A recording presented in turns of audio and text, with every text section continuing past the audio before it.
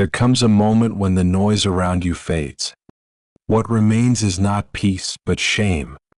Not shame because you acted wrongly, but because you did nothing at all. We rarely speak of the quiet despair that comes from breaking the same promise to ourselves every single day. You say, tomorrow? You whisper, I'll begin then. But tomorrow, as you know too well, never truly comes. You walk past the mirror and catch your own eyes with unease. It isn't self-hatred. It is disbelief. You no longer trust yourself.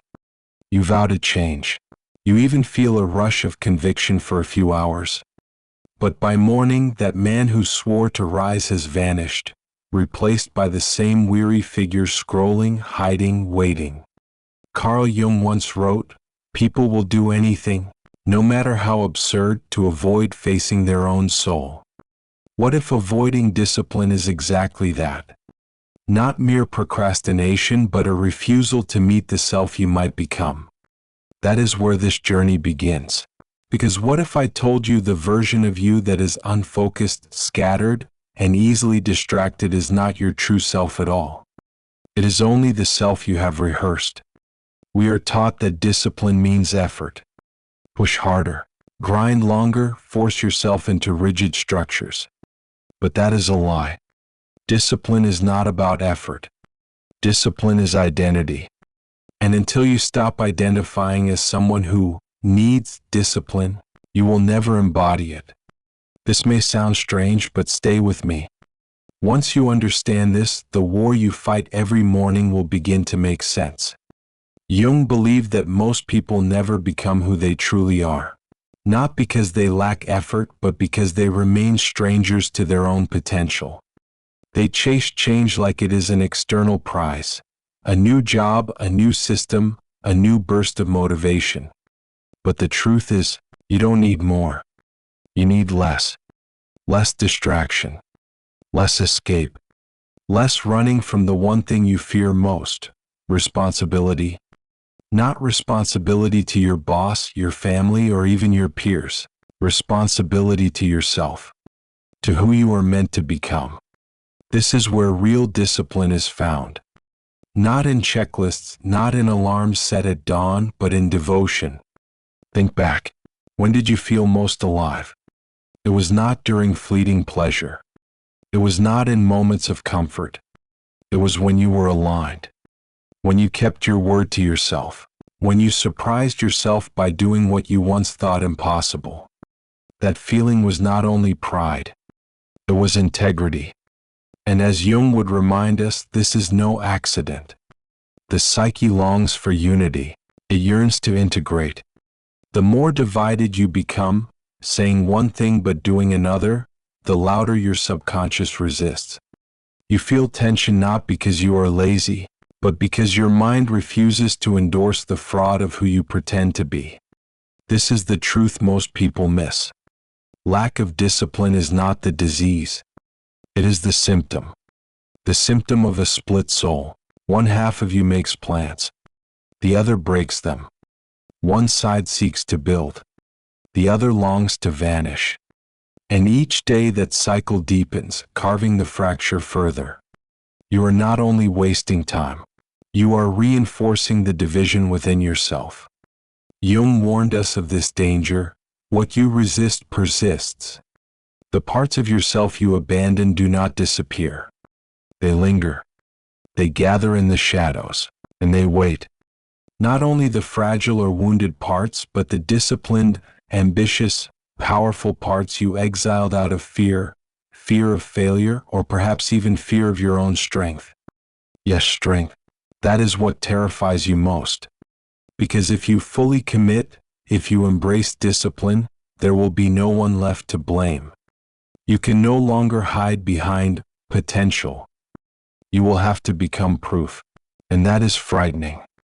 Because once you are proof, you cannot escape destiny. You are either rising or you are decaying. And the world will notice.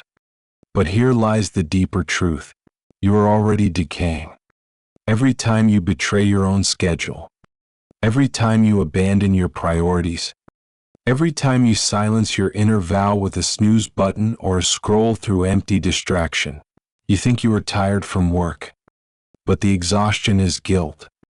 A weight carried by the knowledge that this is not who you were meant to be.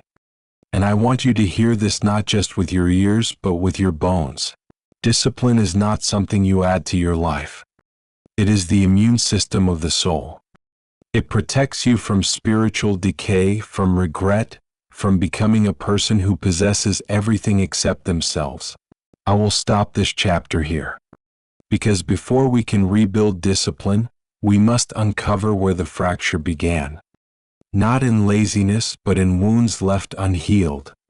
And in the next chapter, we will descend into that origin, into the stories and the shadows that shaped your undisciplined self.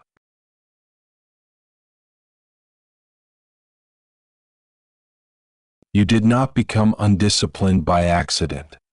It was not born from laziness. It was trained into you quietly over years. Not in one dramatic moment, but in countless small betrayals, some by the world, some by yourself. At some point along the way, you began to accept a story, that you were someone who almost did it, someone who nearly changed, someone full of potential that never quite arrived. But that story was never your truth. It was a mask stitched together from rejection, fear, and subtle wounds no one else noticed. And with time, the mask hardened. It fused into your identity. Carl Jung once warned, until you make the unconscious conscious, it will direct your life and you will call it fate. So we must make it conscious. Not to relive it, but to understand. Ask yourself, do you remember the first time your discipline was punished? Perhaps you tried to speak with courage and were silenced. Perhaps you felt excitement about building something small only to be mocked. Perhaps you showed pride in your routine and someone tore it down as if it were nothing. That is how the fracture begins. Not from laziness, but from pain. Here lies the irony. The disciplined part of you, the one that seeks structure, strength, order, is also the most fragile. Because discipline requires faith. Faith in your own ability to endure. And when that faith is broken early, the disciplined self retreats. It goes underground. Jung called this repression of the noble archetype. The king, the warrior, the architect of order. The part of you designed to build empires, to master time and energy, to lead yourself. It did not die. It simply went into hiding. So every time you try to start something new, a morning routine, a clean diet, a focused stretch of work, you are not beginning from zero. You are confronting ghosts. The voices of those who once told you, you won't follow through. You never finish what you start. You cannot change. And unless you see this clearly, you will continue to sabotage yourself. Not because you desire failure, but because part of you still believes you must fail. This is what makes the cycle so relentless. Your failures are rarely about effort. They are about identity. You cannot outwork an image of yourself that denies what you are trying to become. No matter how many tools, systems, or planners you buy, you will always collapse back into the man you believe you are. So the question becomes, how do you change that belief? Not through empty affirmations, not through hype, but through integration. Imagine two figures living within you. One longs for power, legacy, and structure.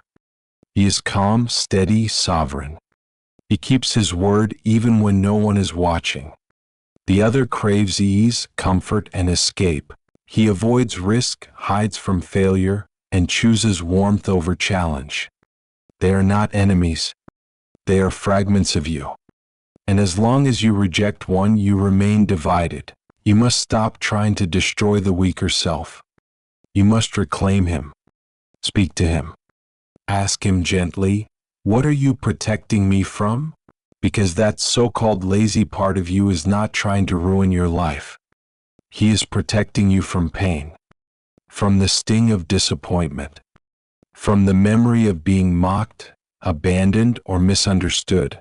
And when you begin to see this, discipline becomes something sacred. No longer a war, but a return. A return to the throne you abandoned. A return to the center of your psyche where the king archetype waits, not to dominate but to stabilize. Jung once said, "The privilege of a lifetime is to become who you truly are." Every man must eventually meet his inner king. When he does, he stops performing. He no longer chases permission. He organizes his life not to impress others, but to reflect the inner order he has restored. That is the essence of discipline. It is psychological architecture, the external reflection of internal structure. This is why men who lack discipline feel shame even in private. Because it is not about what they did or didn't do. It is about who they fear they are becoming. The fractured self is a haunted space. And unless you reclaim the lost archetypes, the builder, the warrior, the guide, you will continue to reach for motivation that never arrives. Because you were never meant to survive on motivation. You were meant to remember, to awaken, to walk as one who has already decided, this is who I am. This is what I do. This is the order I bring. And yes, you will fail. Yes, it will hurt. But failure will no longer define you. Because identity precedes behavior. Once your identity changes, your actions follow. If you are still here listening, you already feel it stirring. A part of you is waking up. Not the restless, overachieving part, but the ancient, quiet, relentless part. The one who does not shout. He builds in silence. But before you can fully reclaim discipline, there is one final step. You must forgive yourself for the years you lost. This is not about punishment. It is about maturity. The immature man says, I am broken. I must be fixed. The mature man says, I am whole. I must be remembered. So remember this, nothing was ever wrong with you. You simply forgot who you were. And every time you choose structure over chaos, presence over distraction, action over hesitation, you are not becoming someone new. You are returning. Returning to the man your younger self needed. Returning to the man your older self will thank. In the next chapter, we will go further. We will explore why discipline is not about productivity but sovereignty. Not about being efficient, but about reclaiming your life as your own. And once you grasp this truth, the meaning of time and of death itself will never look the same again.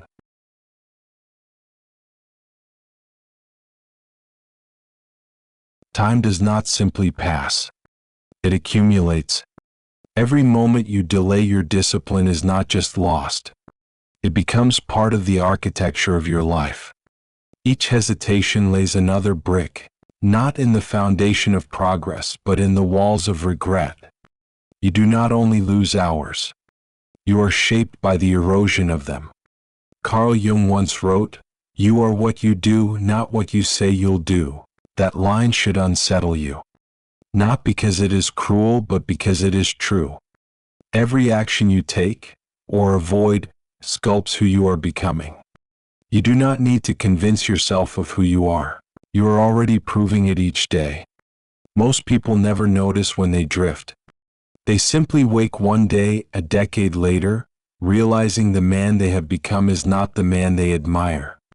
He is a figure molded by delay, hesitation, and fear disguised as wisdom.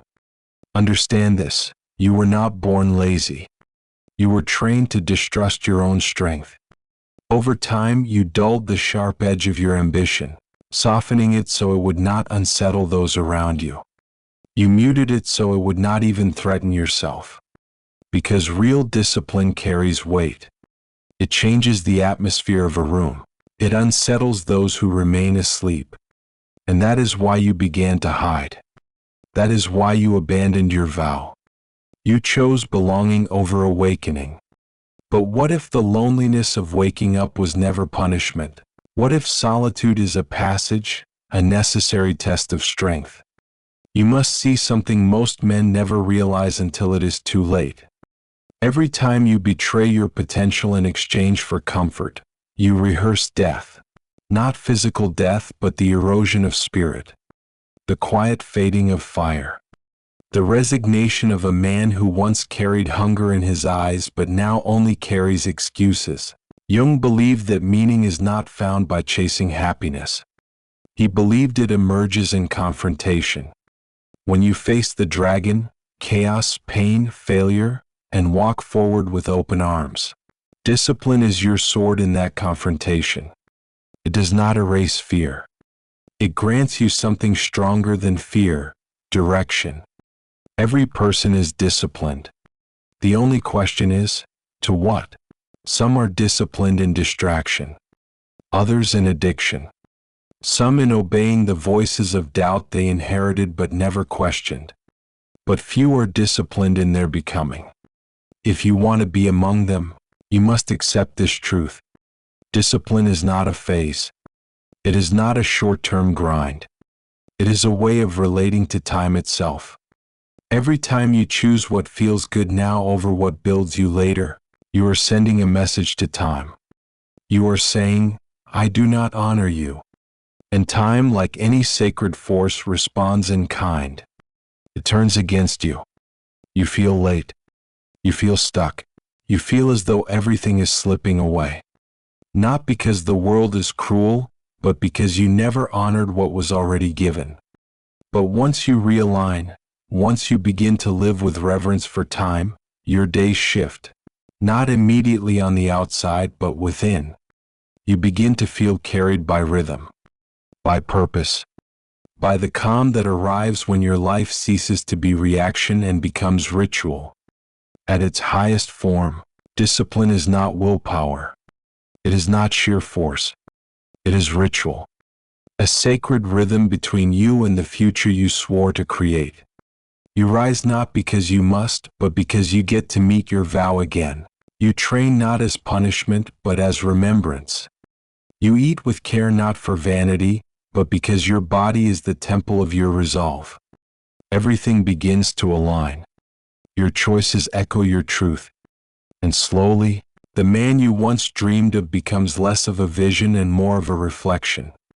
But let me be clear. This does not happen in a week. It does not arrive with one breakthrough. Discipline is not built on hype. It is forged in grief. Yes, grief.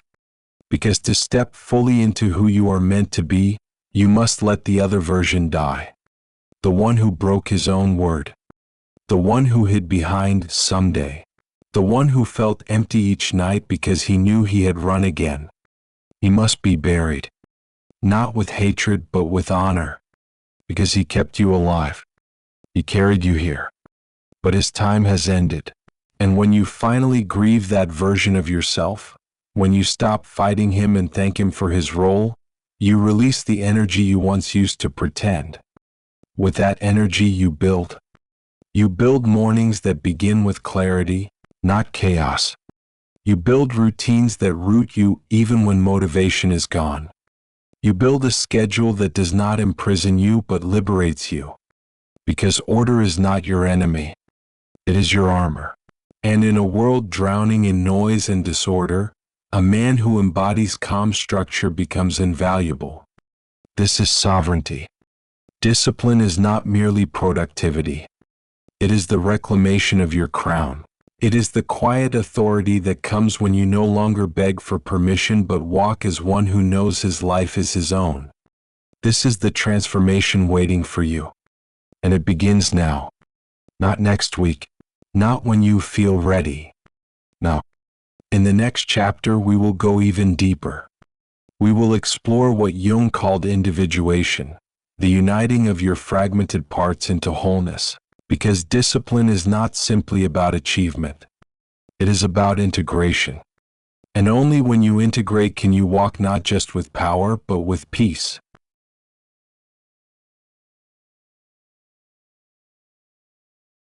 Carl Jung believed that the greatest task of a human life is not success, but individuation.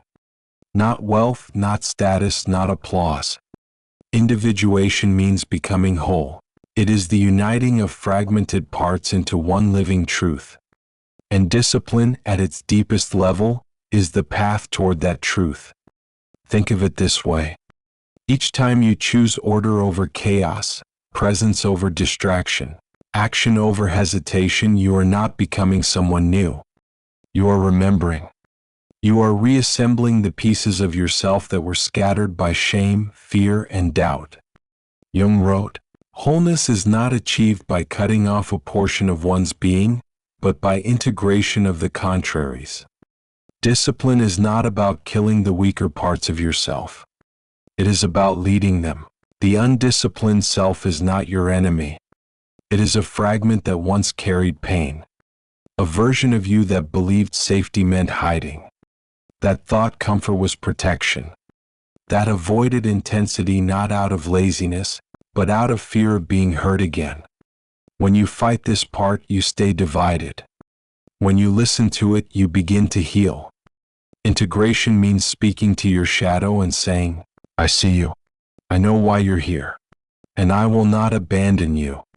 Only then can the scattered parts move back under the same roof. Imagine your psyche as a house. For years, rooms have been locked. One room holds your ambition, exiled after being mocked. Another holds your discipline, hidden after early failure. Another shelters your hunger for greatness, silenced when others felt threatened. Individuation is unlocking those doors. It is reclaiming what was never truly lost. This is why discipline cannot be built on force alone. Force only deepens division. Integration builds unity, and unity creates energy. Energy that is not wasted on pretending but focused on building. Jung once said, "I am not what happened to me, I am what I choose to become." Discipline is choosing to become again. Not once, not twice, but daily. But integration requires forgiveness. You cannot reclaim discipline until you forgive yourself for abandoning it. Forgive yourself for the years of delay. Forgive yourself for the mornings wasted, the nights surrendered to distraction.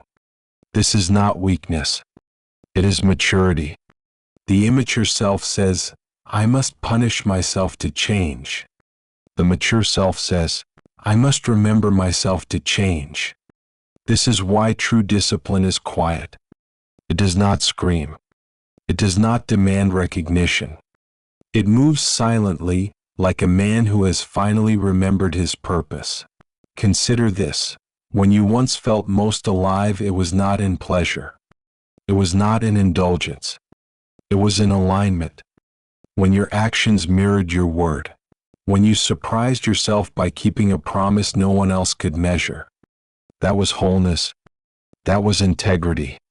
That is the essence of individuation. So when discipline feels difficult, remember, it is not just about willpower. It is about restoring harmony. Each time you resist chaos, you rebuild your inner order. Each time you honor time, you prove to your unconscious that you are safe, that the king has returned to the throne. And when the king archetype is restored, you stop performing. You stop begging for permission. You stop chasing motivation. Instead, your life becomes organized, not for show but for truth. This is why undisciplined men feel shame even in private. Because discipline is not about productivity. It is about identity. It is about integrity with oneself. When your inner house is divided, even silence feels heavy. But when you reintegrate, the weight lifts. You feel at peace even in difficulty. Because the war is no longer inside. This is individuation in practice. Not perfection but integration. Not performance but presence. When you understand this, you stop asking, "How do I stay motivated?" And you start living as though the question never mattered. Because you are no longer performing discipline. You are embodying it. It is no longer something you do. It is who you are. Jung said, "The privilege of a lifetime is to become who you truly are." Discipline is not the goal. It is the road. It is the structure that allows individuation to take place. It is the architecture of wholeness. And once you understand this, you will see why you were never meant to live divided. Because division is suffering. Integration is life. In the next chapter, we will confront the deeper truth about failure and transformation.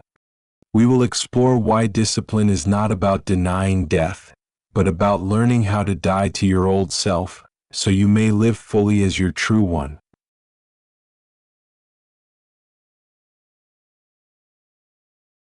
To step into the man you are meant to be, something must die. Not your body, but the self that betrayed you. The one who promised and broke it. The one who hid behind excuses and whispered, "Someday." The one who numbed himself with distraction while his potential withered. That man cannot follow you forward.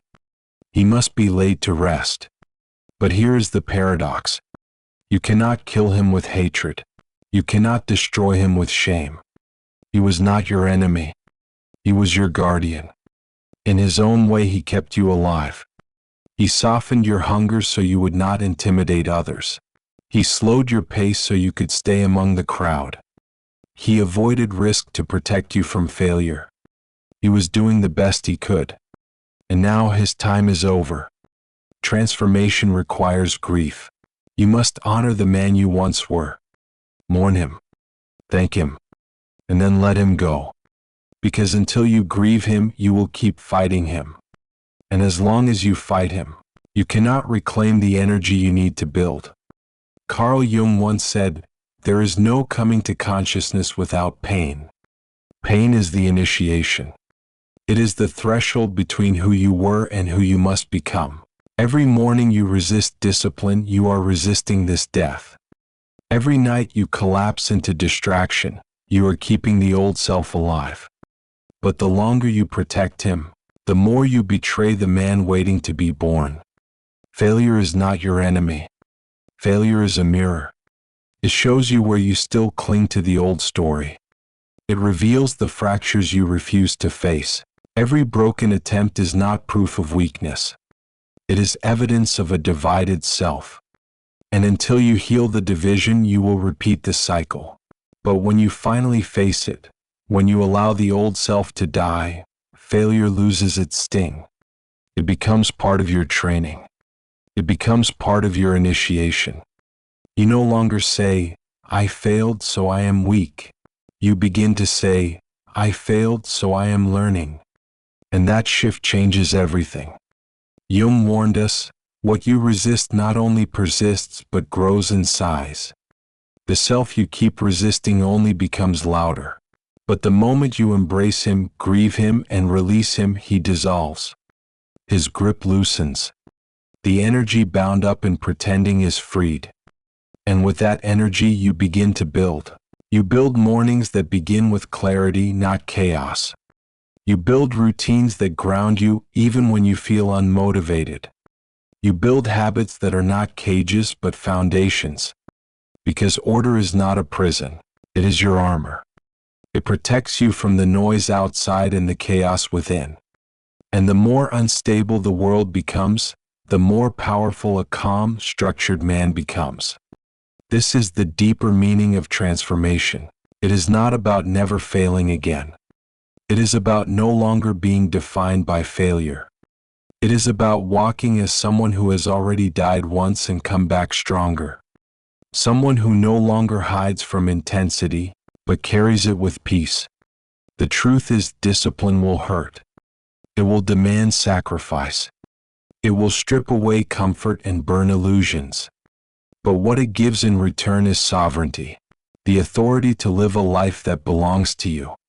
Not to fear, not to distraction, not to the expectations of others, but to the truth of who you are. There is a saying from the Stoics, "He who fears death will never do anything worthy of a living man." The same is true for discipline. He who fears the death of his old self will never live as his true one. And so, the call is not to avoid death but to walk through it, to shed the skin of who you were, to bury the man who betrayed himself, so that the man of integrity may rise. In the next chapter, we will bring everything together. We will explore how discipline, once integrated, becomes ritual. Not loud, not forced, but steady. A rhythm between you and the life you are building. And once you embody that rhythm, discipline is no longer something you seek. It is simply who you are.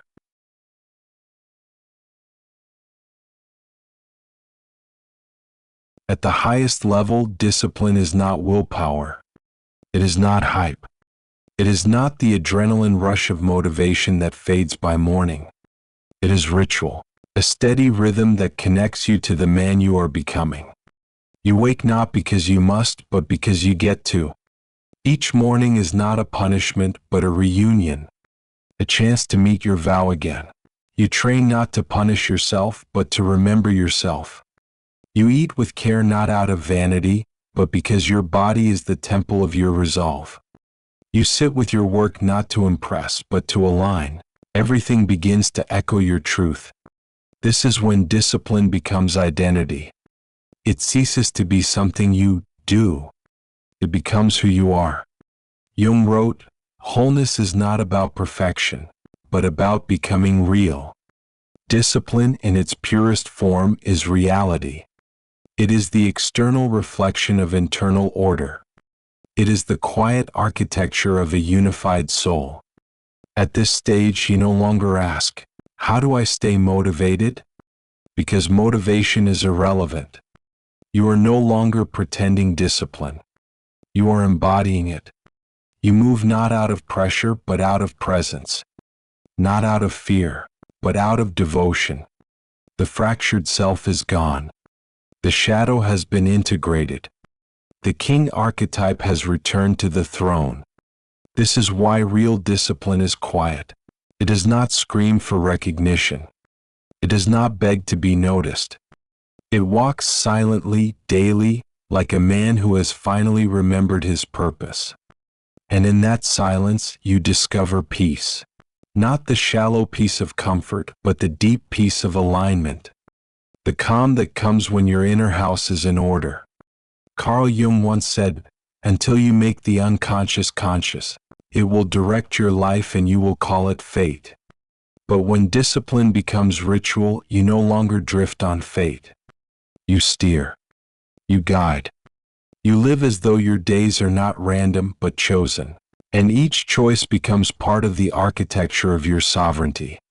Time itself begins to change. It no longer feels like a thief. It becomes a partner. Each moment you honor it, it honors you. Your days acquire weight. Not the heaviness of guilt, but the gravity of meaning. And slowly, the man you once dreamed of is no longer a vision. He is your reflection. But let me leave you with one final truth. Discipline will never be perfect. You will stumble. You will fall. But even then, you do not return to chaos. Because once you have remembered who you are, even your failures become part of the ritual.